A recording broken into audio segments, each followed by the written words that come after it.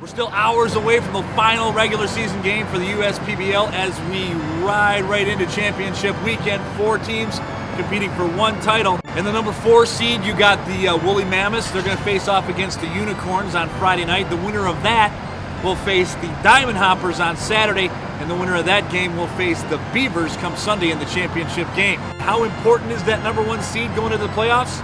Well, we went right to the person who got it this year, Chris Newell. It's important to get the bye because it's a culmination of what was accomplished the entire season. And I know my guys wanted it real bad.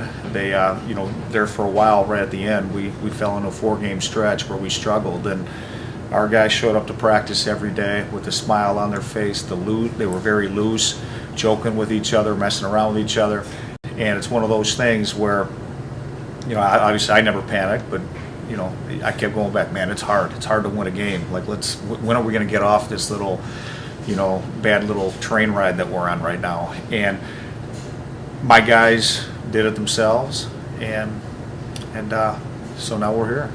Where it hurts you a little bit having the bye and not playing, it's great for the arms, gives them a rest, but our hitters, not seeing live pitching and being in game situations, there's an enormous amount of value being able to play in a game and stay in game shape. So we may have gotten the bye, but we got our work cut out for us, and it's hard. It's hard to win a game, and we showed it last year. You catch a team that gets hot at the right time, and it is what it is at that point. What's your role going to be during championship weekend before you guys play?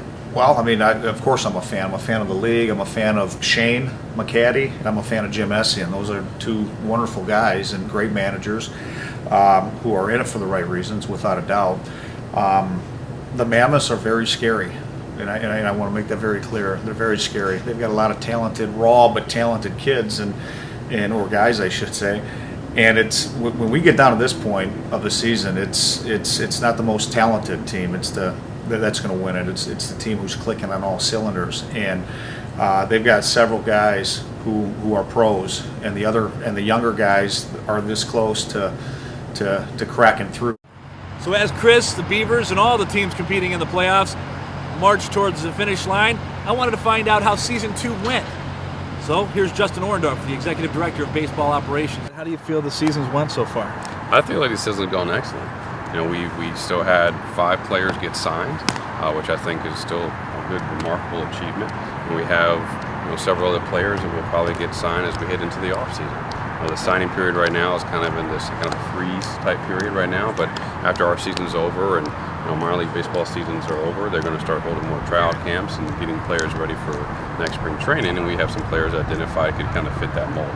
But overall, I think the thing that we've been most pleased about is our pace of play has been good this year. We've been much more competitive overall in the games.